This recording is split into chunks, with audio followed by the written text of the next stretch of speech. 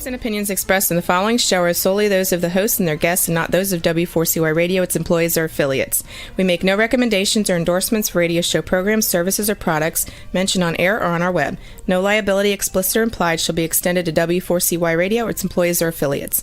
Any questions or comments should be directed to those show hosts. Thank you for choosing W4CY Radio.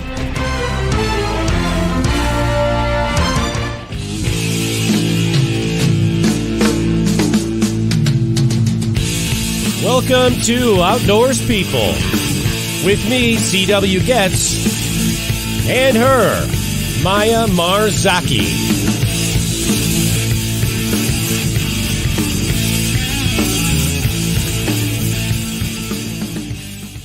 Good evening. It's Wednesday, March 6th, 2024. I tell you what, we had a fun day today. Maya is up here from Brazil. Yeah. And yeah, we did a little tour of a whiskey. Was it? I wouldn't call it a whiskey factory. What do you call it? Not a factory, a distillery. Oh, yes. Yeah, it sounds better because they do like 4 different types of alcohol. Yeah. And I think they're going to be making cachaça soon. Yeah, sounds like that. I love it. I love it, man. But it was quite an educational little tour. And the gentleman that was there that owns the place, we did a little video footage, and I think we may make an episode out of that. So I think it'll be fun. It'll be a lot of fun. Yeah. We had a good day today here in Illinois. It was about 50 degrees, and you know what? Let's see what that says. I'm going to reach my handy little 50 degrees. That would be 10 degrees Celsius up here in Illinois. So not as quite as warm as it was last few days. And I think the weather forecast, when we're going to be, Maya and I are going to be at Canoecopia this weekend. We're going to be moderators for Cliff Jacobson and Kevin Callan and Bob O'Hara. And there's one other gentleman, and I don't remember who that other one is. Please forgive me. But and we're going to do a little live broadcasting from the show as well. But I think it's supposed to be in the 50s up there too. I think it's about the same temperature as we're getting right now. So not too bad. Usually It's cold up there, really cold.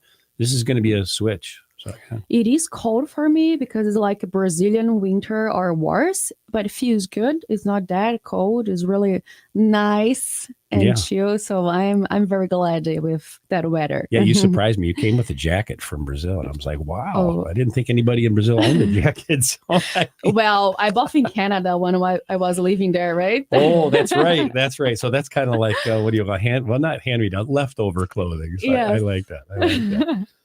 What do we got here, Juan? 74 degrees in South Florida. Oh, see, that's perfect. And that's what we were having the last few days. It was very nice weather. That's very cool. He that's says, very good. So cold. So cold. You should live in Brazil. It's very, because when it gets to be, I don't know, 80, it's cold in Brazil, right? So. Oh, yeah, like. Well, I made that up. Yeah. But it's like anything less than 90. You guys are freezing, man. Yes. I love it. So. Well, we got a little special treat tonight. Tonight's guest, I used to work with this gentleman, and I will give him a formal introduction, just like I do every other guest. But this was my buddy at IDOT, and we made it through some very difficult snowstorms and together, and provide moral support. Coffee, whatever it took. And I really enjoyed my time with him. And I said, let's get you on the show. Let's talk about what you really, really know. And he knows mushrooms. Tonight's episode, Hunting and Gathering Fungi with a Fun Guy. And nothing could be more true. So 62-year-old retired highway maintainer with the Illinois Department of Transportation, Bill Reaska, and his wife, April, have enjoyed hunting various species of mushrooms near their home in the Illinois River Valley area for a number of years. The couple also enjoys preserving the mushrooms by dehydrating and packaging them for storage. And with that, welcome to the show, Bill. Hi, thanks for having me. Well, you're welcome. And thank you for being here. And so we're going to call you Risky because that's how I know you at work. And you can share with them how you know me, what they used to call me at work. I'm going to refer to you as Ringo because that's what we called you at work. The PG stuff they called me. Yeah, you were a drummer, and So everybody called you Ringo. Yeah. And I kind of shortened it to Ring. So Ring. That's right. Ringo. Ringo. You know, that's something that I think the listeners from the camping show and outdoors people don't know. You were a drummer. A good one, too. Very good. Oh, really? Well, thank you. Wow. I'm flattered. You know, it's funny because we talked about you coming on the show here for months and months, and you said, yeah, no. And finally I talked you into it. Yeah. I didn't even have to pay him, you know, so that was good. I really liked it. You're not supposed to get paid? I didn't know. Deal's a deal. No, we're there now. Yeah. Could have got Too paid. late. Oh, my God. Yeah. Where's my agent? Yeah. Maybe he just didn't Messed come through up. for you, man. Yeah. He's on strike with the rest of the world, actually. All right. One, I'll tell you what, we've got 3 little video clips. Let's have you play those back to back, and then we'll get some questions. We'll have Bill field some questions. How's that? I think those videos are real. We hope. Maybe I'm wrong. It says here what happened. How to are we the doing, video. Juan? Do we got those or no?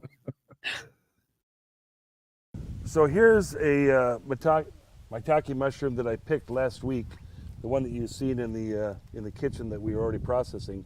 And this is the oak that for many years I took many mushrooms from. Unfortunately, the mushroom is a parasite of the oak, and it eventually will kill the tree. However, the mushrooms will grow years after the tree is gone where the stump was, so you'll still be able to harvest and forage mushrooms long after the tree's passed away. This one just fell this past year. I picked some off this last year. I asked the homeowner, we're on private property now, and I did ask the homeowner if I could pick them, and I actually shared them with him, and he said in the future that I could come and I picked this one this year. And there was also one on the other side. But ultimately, they're found at the base of oak trees. This is a great old white oak, and many years produced them. But like I said, it's a parasite and eventually will kill the tree. In this case, it killed it and it fell over.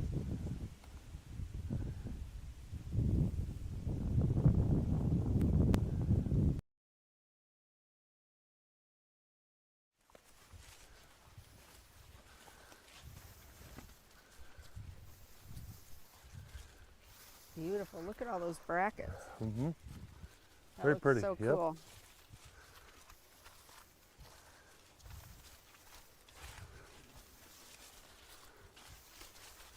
There's one right there.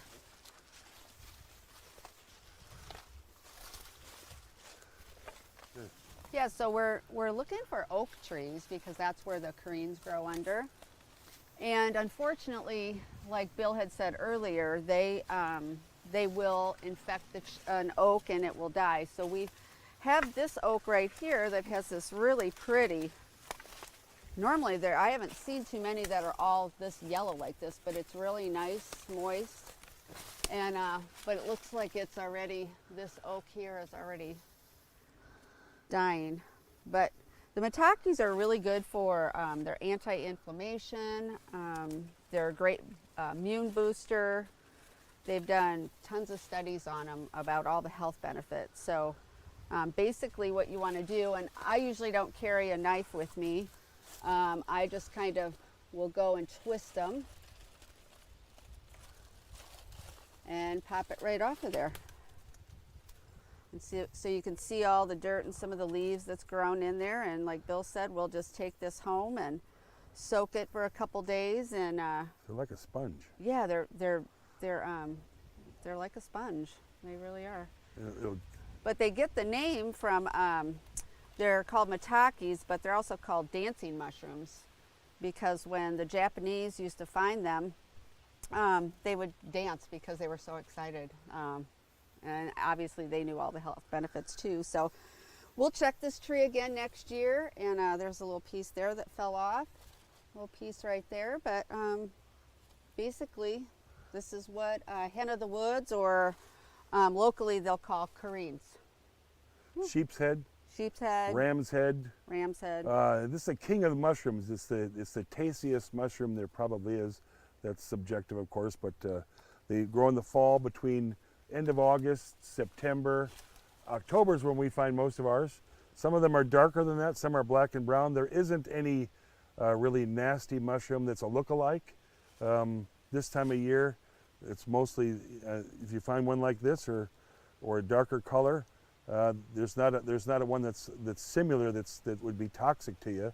So this would be the king of the mushrooms, probably the best tasting, other than the morels. So we look for these morels in the spring, and we look for these matakis or carines in the fall. And we usually bring a pair of binoculars with us. I have a monocular that I use. So that way, if you can see the bottom of an oak far away, you can look and see if it has any. You can actually spot them from pretty far away sometimes. And that way you're not walking up and down ditches that are pretty, like we have some big ravines here. We didn't ask the property owner for this. We own this property, so this is ours. And once you find a tree like this tree will produce mushrooms for years, even after it dies. And there's another one down there we know of. So it's foraging here is like farming with these mushrooms.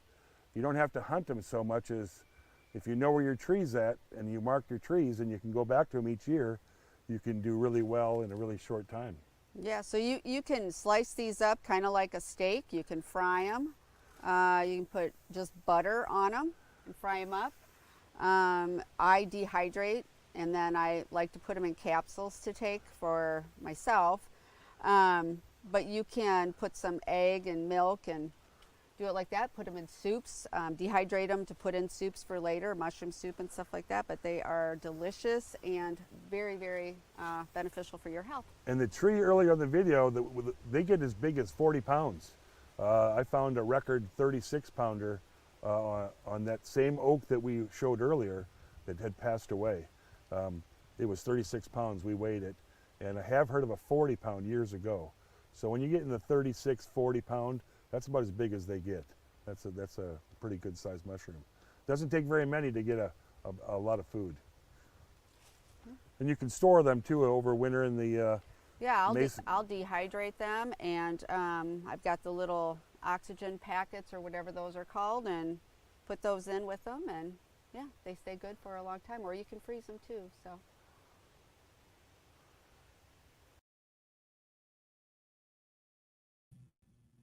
Bill, that was pretty cool. I thank Great you for video. doing this. Yeah, we had a third video, and apparently it didn't make it. I don't know, and I thought I sent it to Juan, but apparently it's not there. So I apologize for that. But that video, the one that we don't have, it was you dropping the mushroom into a bucket of water, and you do that was it for the bugs to kind of extract the bugs? Is that how it works? Yeah, you've seen that April there pulled the mushroom off the ground. There was all kinds of leaves and sticks and debris stuck to it.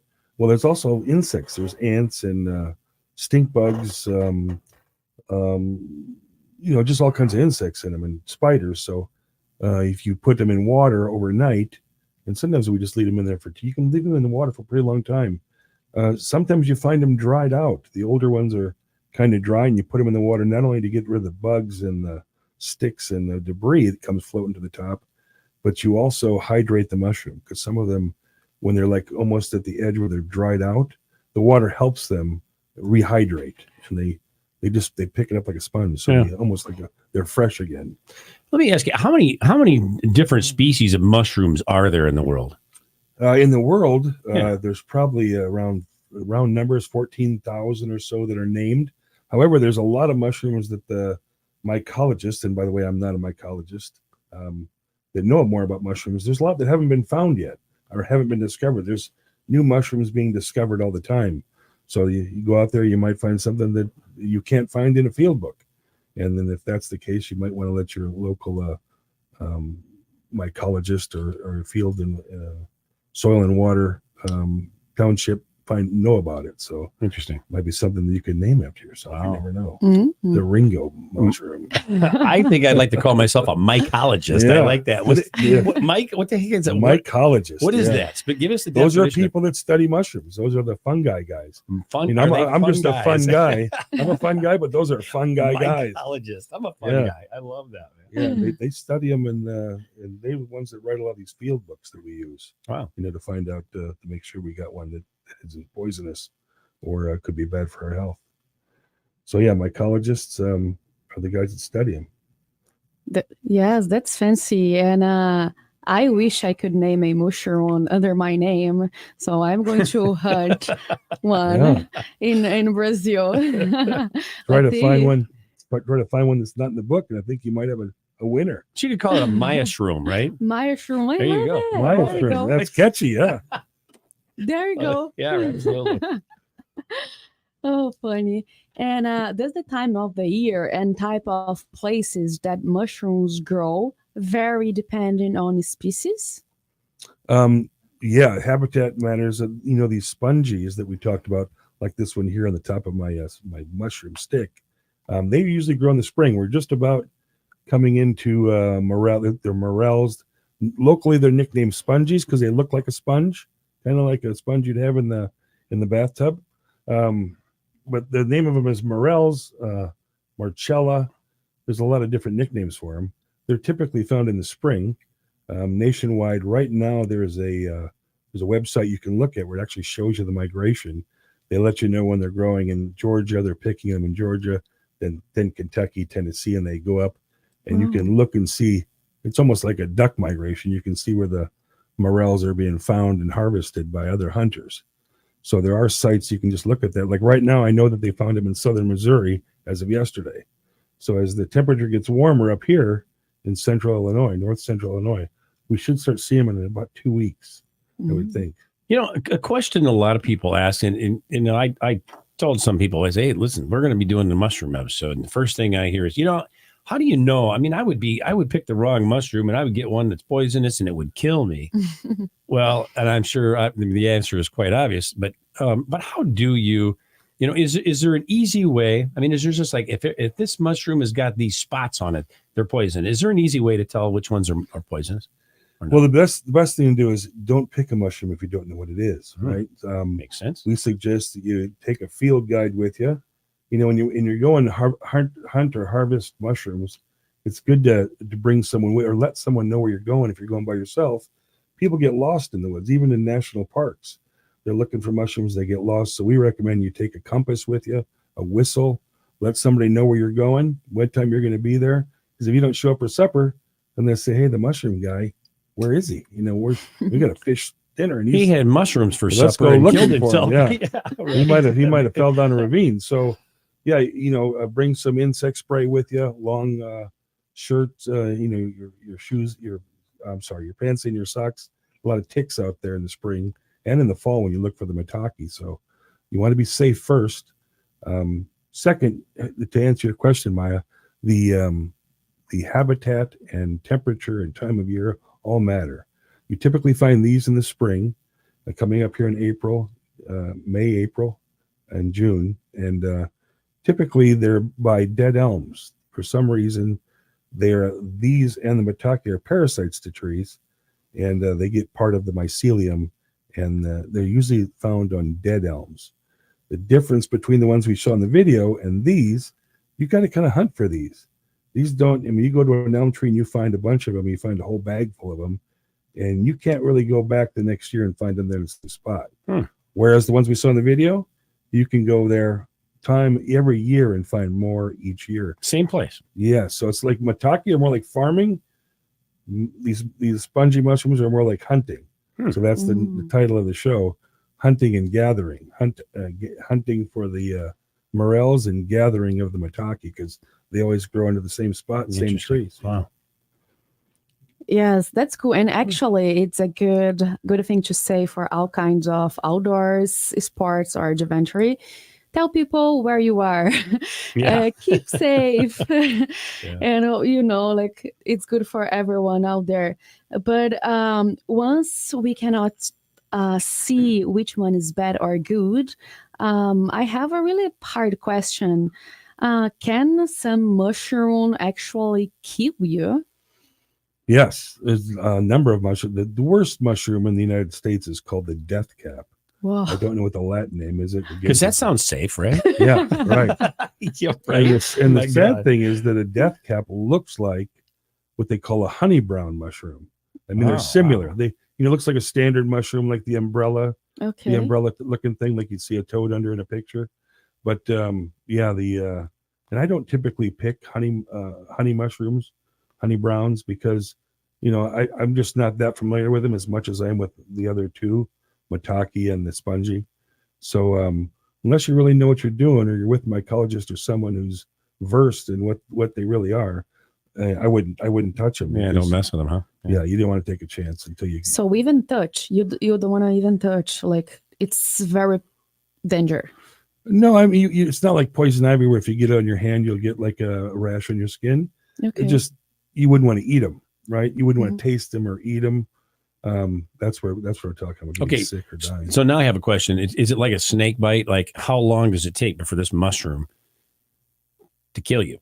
Do you know any of that or no? I mean, like a snake bite. Well, I think there's a lot of history about the death cap, about people back in early times in 1400s or 1600s of kind of famous people trying them out and mistaking them for another mushroom and dying from it. Right? Yeah, there was some royalty in France. I can't remember the story, but a lot of people would pick a mushroom, think it's one thing, taste it, and then they're gone. And so I can't remember who it was. It was some female French royalty or blue blood that tried one and didn't work. Our fearless producer says the Death Trap. And so I think this was in reference to the Death Trap. Sounds like a rock band, he says. Death Cap. I'm sorry. Or Death Cap? It's called the Death Cap. All right, what did I say? Okay. Death Rap. Death Cap. Although that's a great name for a band. Right. That's Death okay. Rap. Sorry. Yeah, but that's what he says. Sounds like a great rock band name for a rock band. Yeah. Death Cap. That's what we're looking for. Hey, so, all right. So which mushrooms here in the Midwestern United States should people avoid? I mean, we know, this Death Cap. Not here, right? Well, there are death caps here. Oh, there are. Okay. And I don't know what time of year those grow. It's because I stick to what I know, and what I know is the spongies and the maitake, like in the video. I know a little bit more about other chanterelles and oyster mushrooms and giant poison puffballs that you can eat when they're young. My dad has those in his yard when it rains. Yeah, a lot of people, you got to eat them when they're white and slice them up like bread.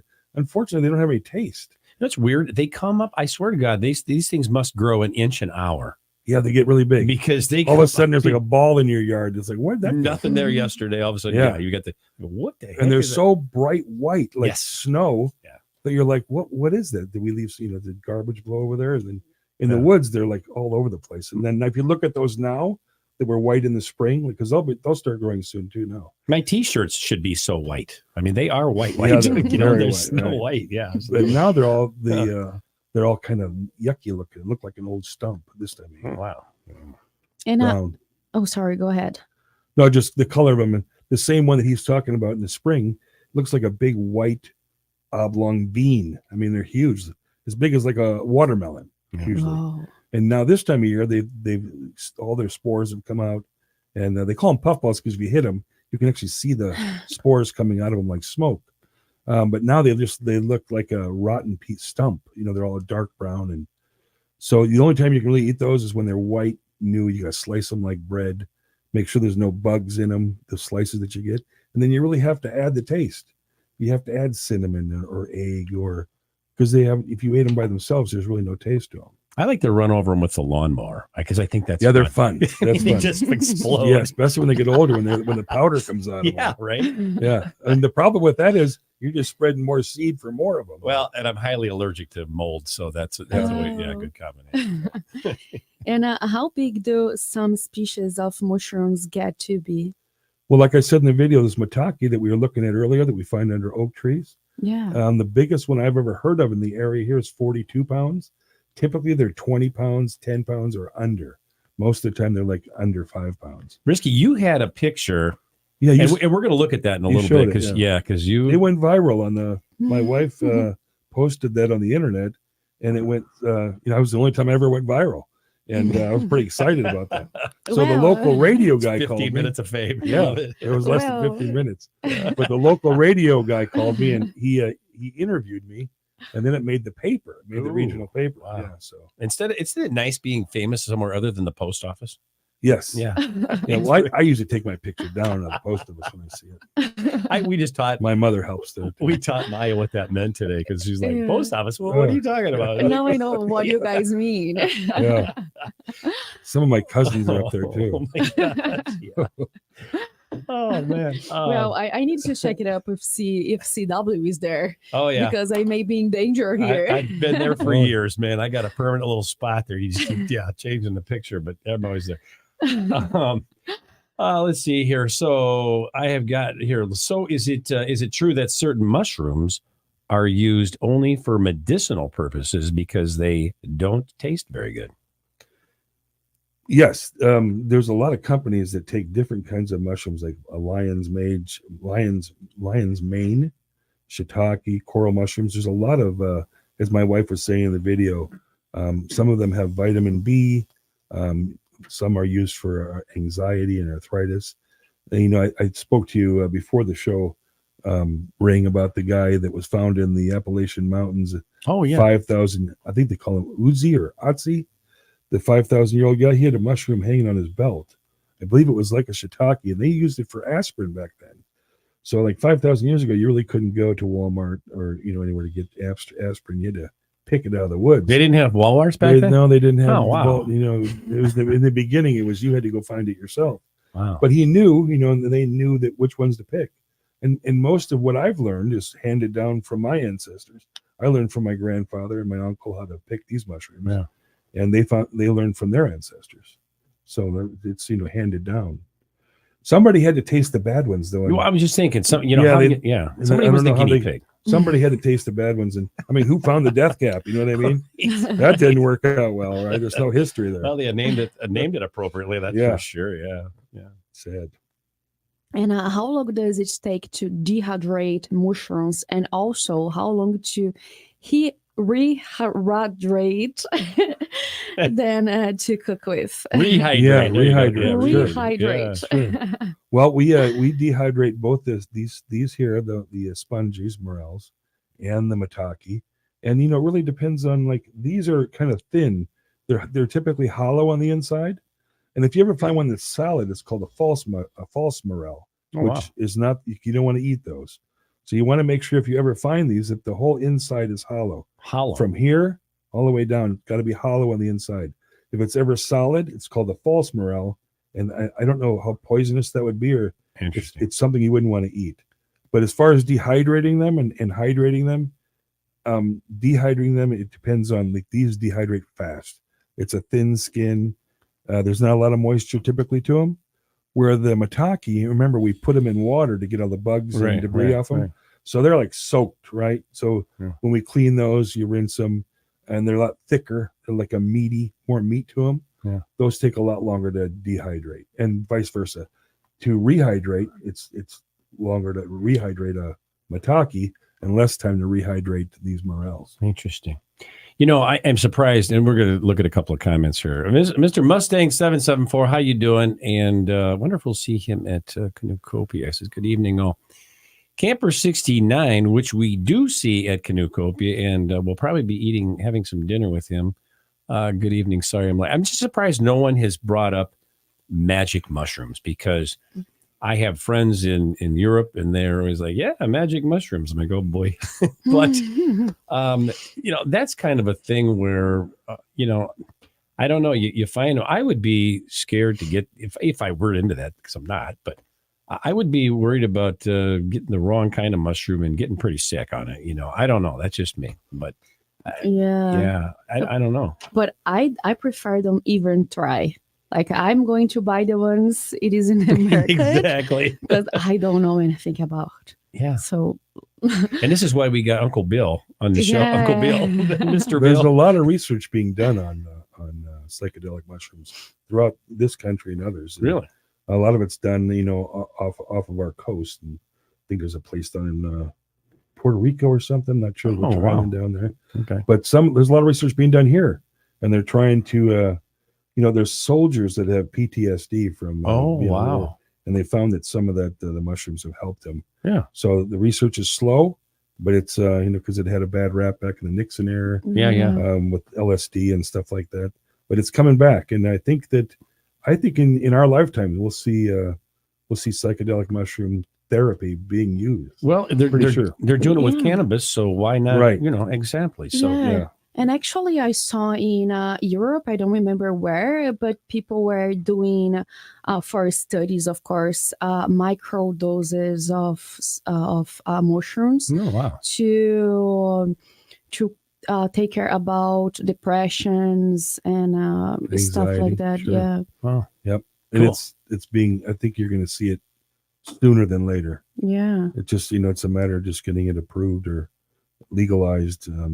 But it has to be done under supervision Yeah. because, on some area, thinking they can Oh, fly absolutely. off a roof or something. Yeah. Like that. And it's like the marijuana, the medical grade stuff. I mean, it's regulated, it's controlled, it's all that good stuff. Yeah. And I can see that happen. Oh, good. Anything that makes a ex-soldier, I guess that would call a veteran, more comfortable and more happy because, I mean, honestly, their service was just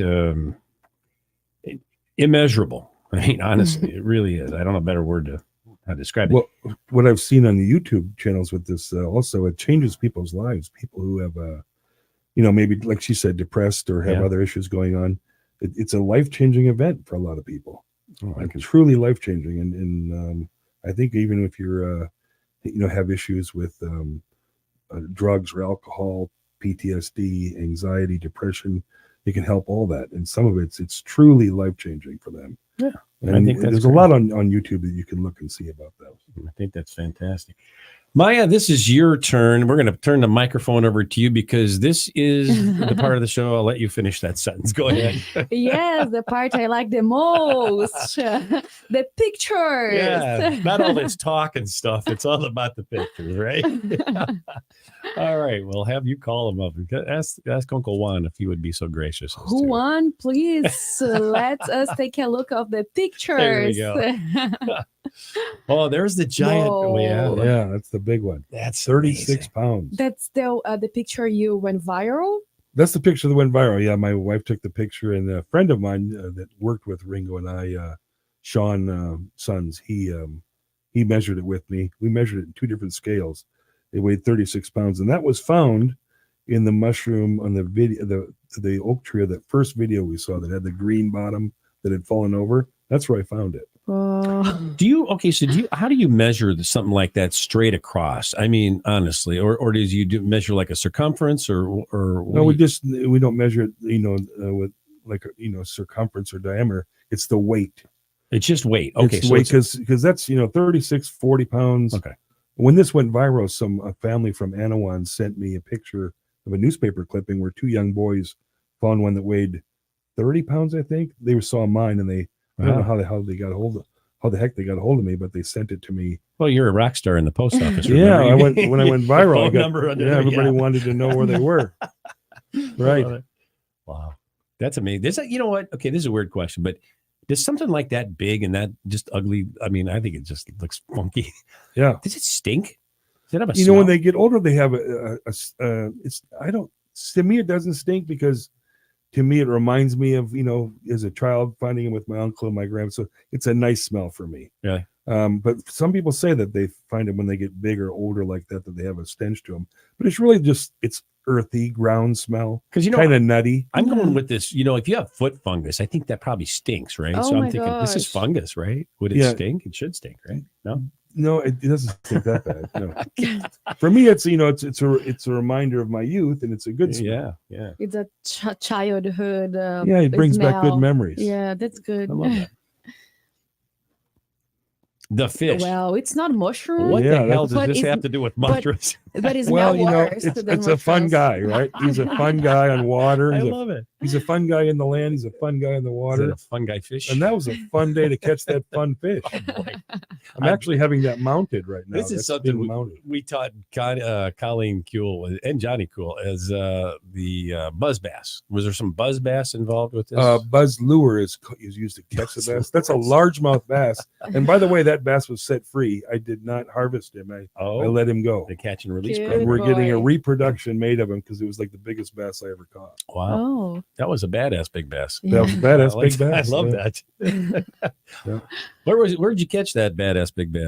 Lake Thunderbird, Central Illinois. Wow. He weighed 6 pounds 2 ounces. That's a beautiful area up there. Yeah. This Well, is you and I boated up there with the canoe and the And the motor, remember? Yeah. That's where all the rich people live up there. No, they're not rich people. It's just the rumor I heard. All the rich mostly people. mostly retired people. And now I really fit in. Oh yeah, right.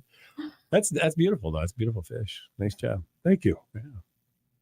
Oh, There we there go. more. That's central Wisconsin Chippewa flowage. I'm a kind of a muskie guy. You told me about the muskies. They come up right next to the boat, and you can you just they're not afraid of the boat. It's Yeah. crazy. They chase the lure right next to that one. I caught further behind the boat, but how do they taste, Bill?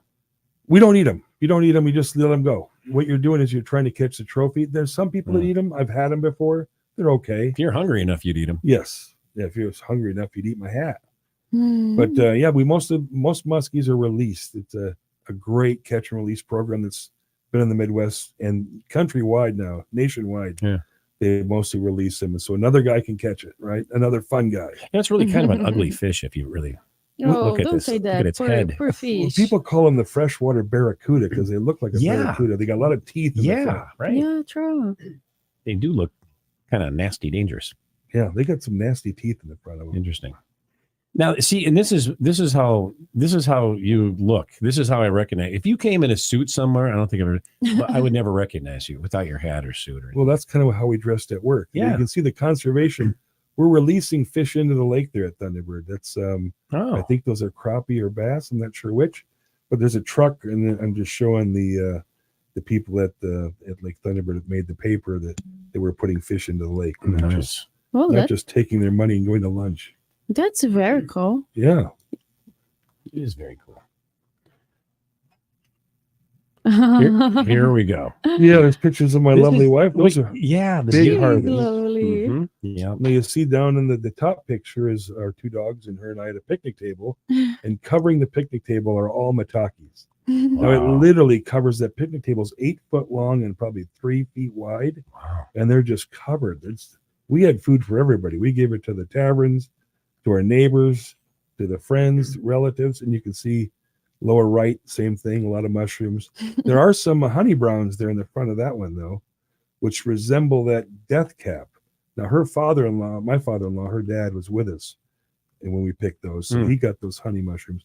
And then the lower left is my lovely wife with two huge spongies of morels. Gee, yeah, those look like ice cream cones, don't they? Right?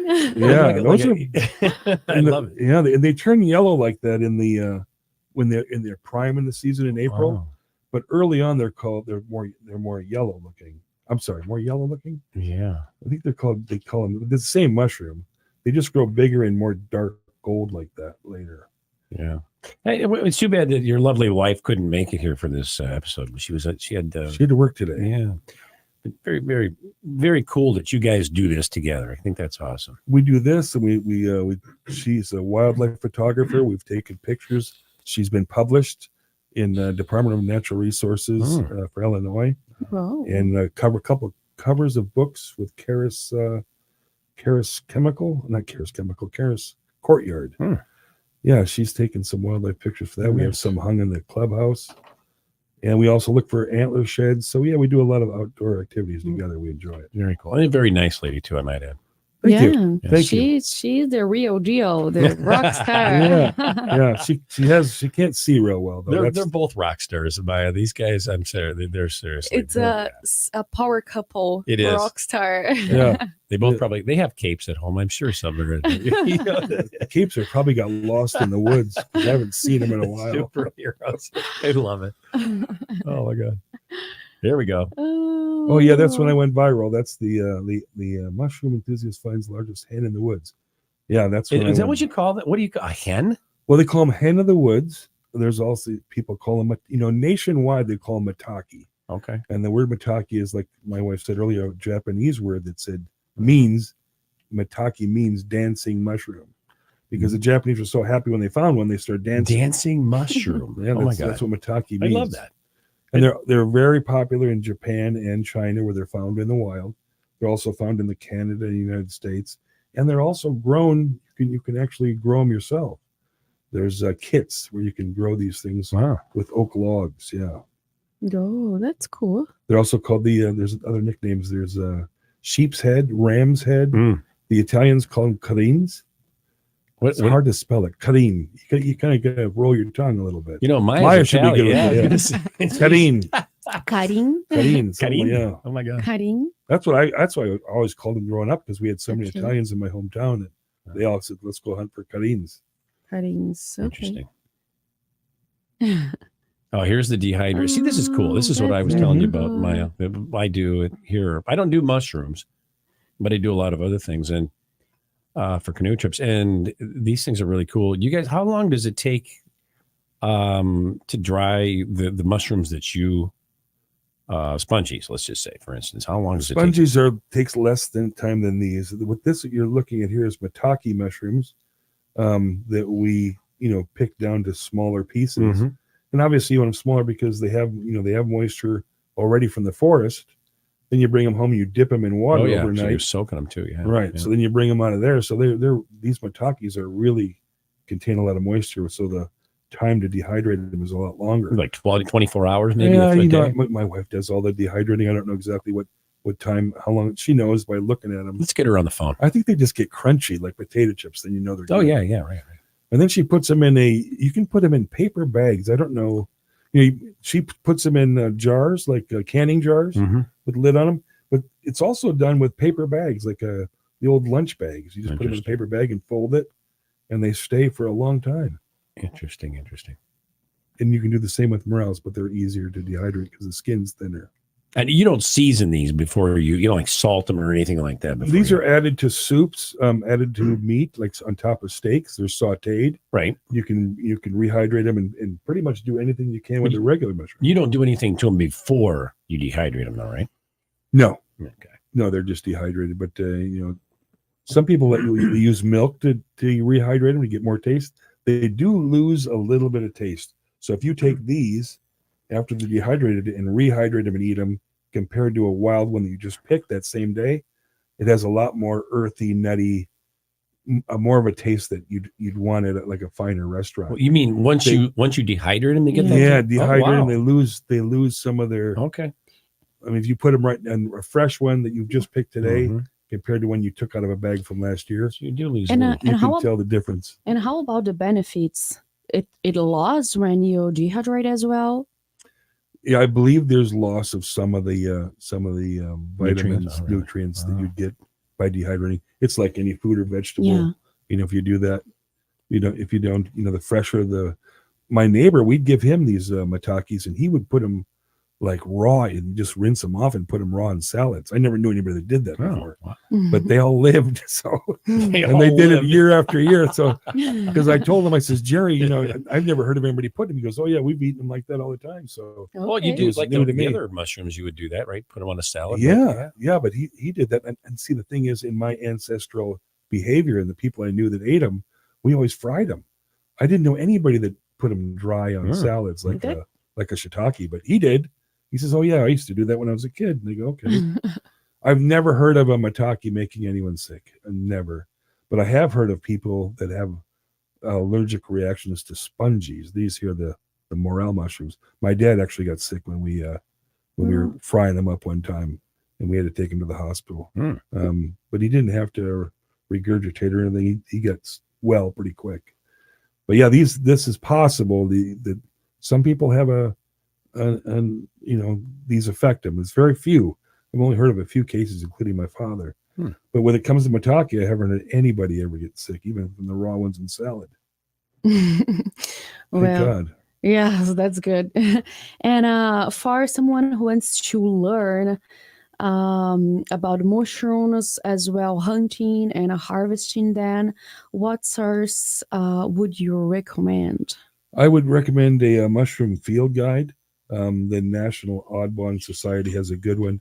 And you want a field guide that's small. Some people buy a mushroom book, and there's a lot of them out there, and they'll all help you. But if you buy a book from Amazon or something, and then you bring it home, and it's the size of a shoebox, it's hard to take that in the field with you and say, hey, let's open up the Bible like Moses, and look at the 10 Commandments and try to figure out what mushroom it is. Yeah. These handy little field guides do just as well. And again, the National Audubon Society has a really good one. There's other ones too. Most field guides, they're written by mycologists who know what they're looking at, know what they're doing, and the more pictures the better. But National Audubon Society has a good one.